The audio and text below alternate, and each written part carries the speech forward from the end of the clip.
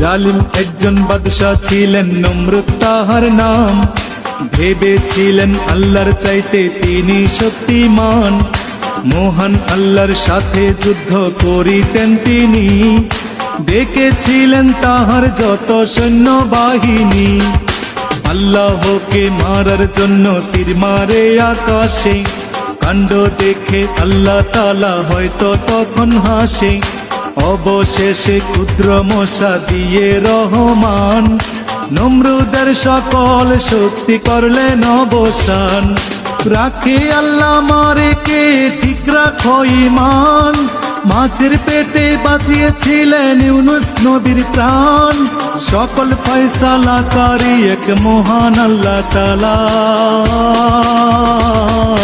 পাহাড় ভেঙে দরিয়া করে এই তো মাওলার খেলা। সকাল বেলার ধ্বনি আমরা ফকির সন্ধ্যা বেলা, সকাল বেলার ধ্বনি আমরা ফকির সন্ধ্যা বেলা।